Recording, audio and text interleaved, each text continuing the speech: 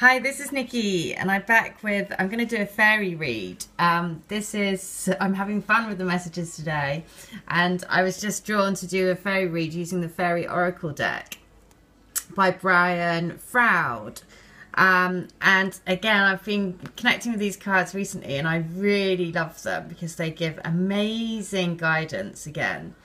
And the cards that I asked for a card of guidance for our divine counterparts, and it came out number 22, which is brilliant because 22 is the sign of the beloved, and keep the faith and hope.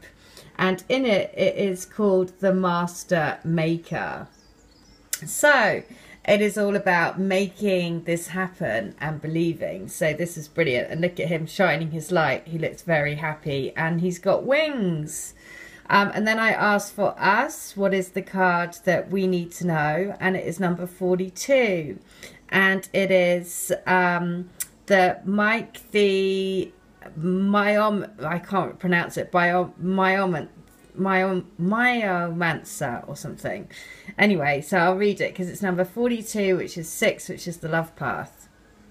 And so then I said, okay, what about for both of us? What do we need for our reunion? Or what do we need for our journey, basically? And it was perfect because it was number 6 again, which is 1 and 5, 6. 6 is your love path. And the card was the Journeyman.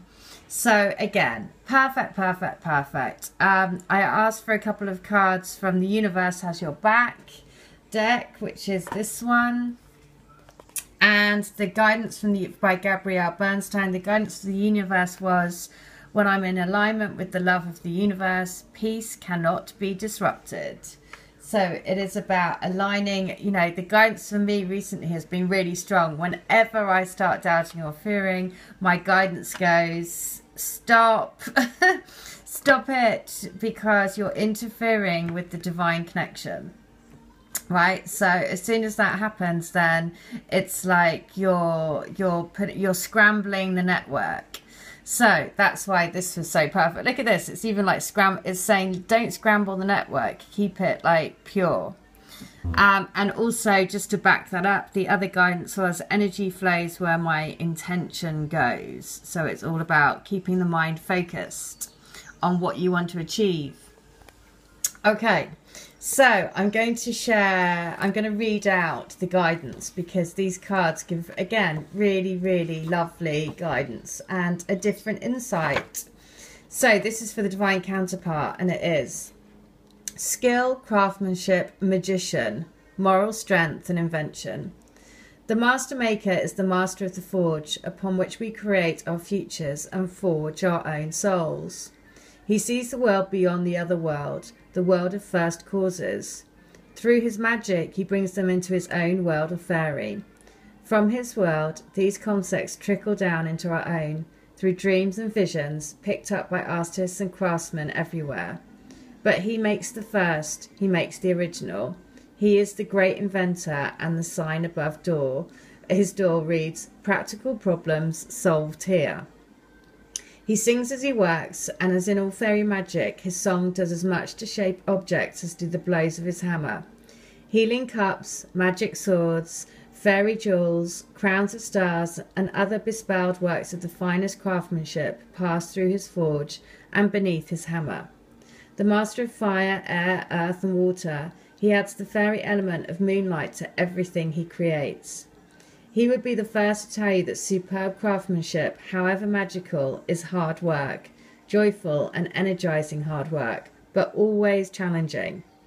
As the Master Maker reminds us, no job is too small to do beautifully. His work is done as well as possible, even where it will never be seen by anyone else. Bringing ideas into excellently crafted reality can only be done when we, like the Master Maker, are willing to plan meticulously, being careful and persevere through difficulties, learning still more of our craft as we work. Craftsmanship is also a labour of love. We must be willing to tackle difficult challenges and have a determination to surpass previous achievements. Patience is also required, as is the willingness to do a thing again and again until it is even better than the best one we can do. The master maker has the moral strength to refuse the temptation to do anything less, and he is a protector and teacher of the traditional values of his craft. Yet, in balance to all of this, the master reminds us that we also need to learn our own limits. Not everyone can do everything superbly. When we discover our talents and choose our craft, then we gain great joy and fulfillment from developing that skill into an art. We grow more like the master maker each time we do the best we can, and then stretch ourselves to do a little better than that. So the message for the divine counterparts is keep doing whatever you do as well as you can, and then make it even better.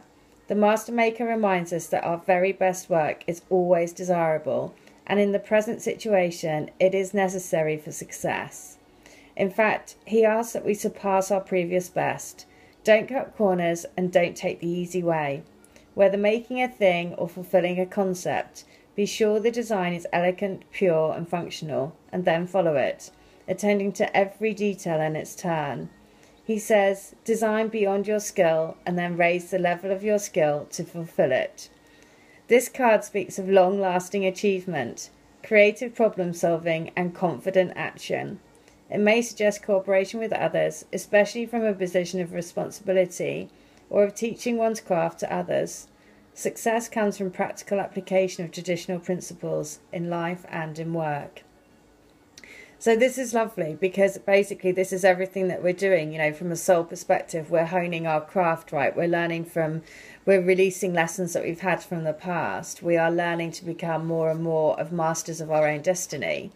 So that's why it's perfect that they have that card.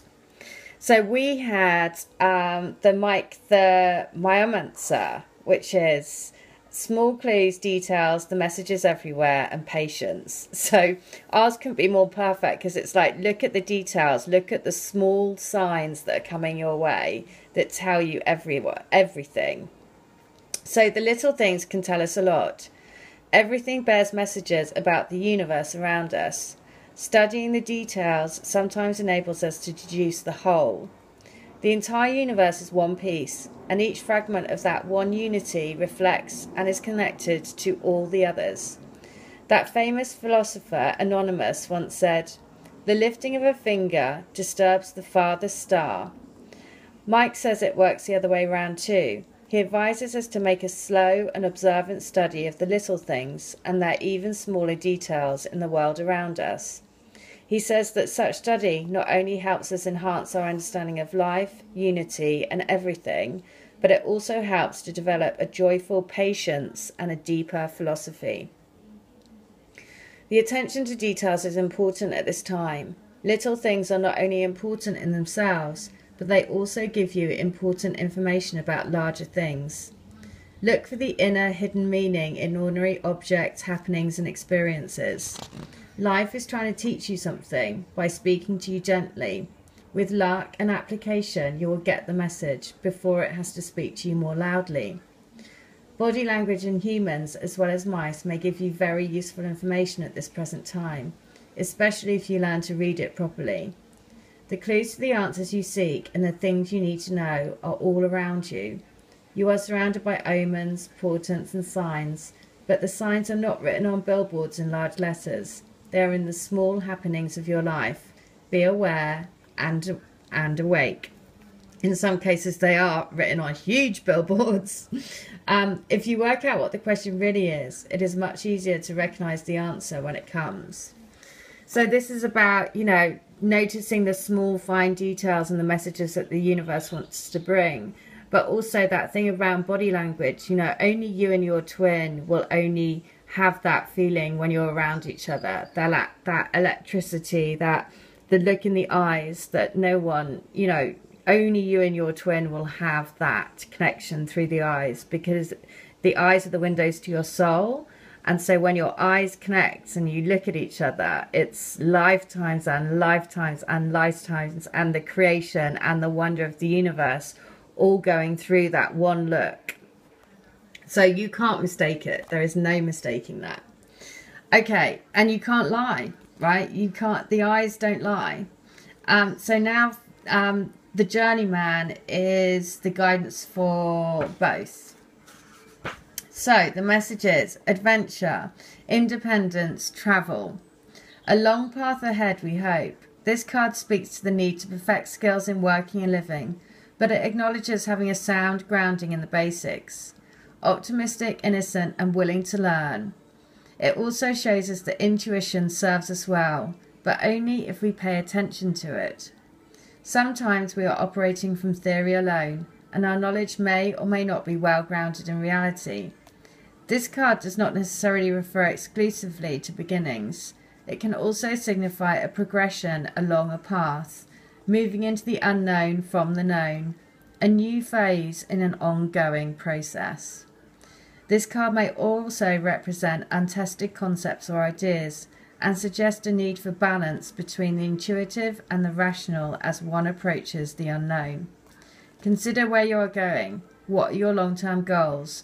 What are you doing that is helping you to move forward to them? Okay, so this is really saying this is about adventure, independence, and travel. So this is the journey of your life, right? It's a pilgrimage of your souls together. And so that's why the guidance of the universe is saying make sure you're always in alignment with your highest source and your highest connection. Because as soon as you drop down into fear and doubt, you're scrambling, you're basically moving away from your connection from the divine. And so that's when you can snap back and go, hang on a minute, no, I need to stay focused. Because the other guidance was saying energy flows where my intention goes. Very clearly in this journey, man, this is a journey of the souls, right? It's taking that leap of faith, but taking it in the direction that your guidance is telling you. And then boldly taking those steps every single day. And trusting that you are being shown by your intuition, your guidance, that you're being supported by the universe. So amazing. The last thing is I just wanted to, I've got these love notes and I didn't realise, but the first message today was about 143. I didn't realise, but these notes are all hashtag 143. And the one that I pulled for today is this. I just think you should know that out of all in all the world, you have my most favourite face. And that is the message from your twin. Because the other thing is, for all of you that come to me for healings, you know I use a golden bear. This card is also what I have on my desk, which is where I do all the messages. And it is a bear with a king head, with a crown, and he says, I like your face. So again, just a really nice little message. So this is your twin saying, I just think you should know that out of all in all the world, you have my most favourite face. All right, I hope that helps. And it's really clear. It's like they're honing their soul journey. This is about following the signs, listening to your, any little sign that comes up, it's there for a reason to guide you, because we're both on a journey of the soul. Focus your attention. Make sure your intention goes where your energy is going to flow. Remember to stay in alignment with your truth. All right. I hope that helps. Take care. Have a great day. Bye.